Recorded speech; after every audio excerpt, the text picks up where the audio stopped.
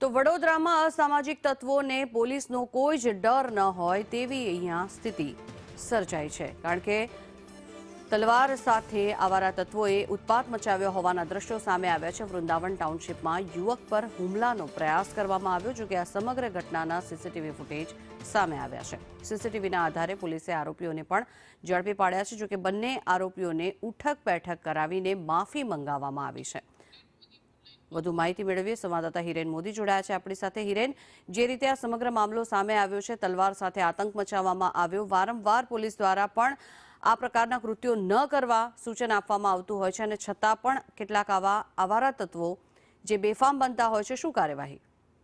જી, ખાસ કરીને જંખના વાત કરીએ વડોદરા શહેરમાં આ રીતના પ્રદર્શનો સામાન્ય બની ગયા છે। પોલીસ લુખ્ખા તત્વોને જાણે પોલીસનો ડર નથી રહ્યો તેવા દ્રશ્યો સામે આવી રહ્યા છે। વારંવાર પોલીસ આ બાબતે કાયદેસરની કાર્યવાહી કરે છે, પરંતુ તેમ છતાં લુખ્ખા તત્વો બેફામ બન્યા છે। હાલમાં આ વારસિયા વિસ્તારની ઘટના છે, વૃંદાવન ટાઉનશીપ નજીક આ ઘટના ઘટી હતી, જ્યાં કને જૂની અદાવતને લઈને જાહેર માર્ગ ઉપર તલવાર સાથે નગ્ન પ્રદર્શન કર્યું હતું। યુવક પર હુમલાનો પ્રયાસ કર્યો હતો, પરંતુ યુવક ત્યાંથી નાસી છૂટતા બચી ગયો હતો। તુરંત વારસિયા પોલીસને જાણ કરતા પોલીસે સીસીટીવી ફૂટેજ તપાસ હાથ ધરી હતી।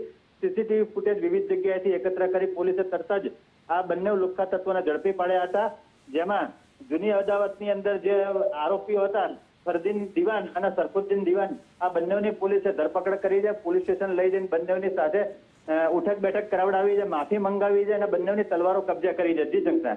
જી, આભાર સમગ્ર માહિતી બદલ હિરેન।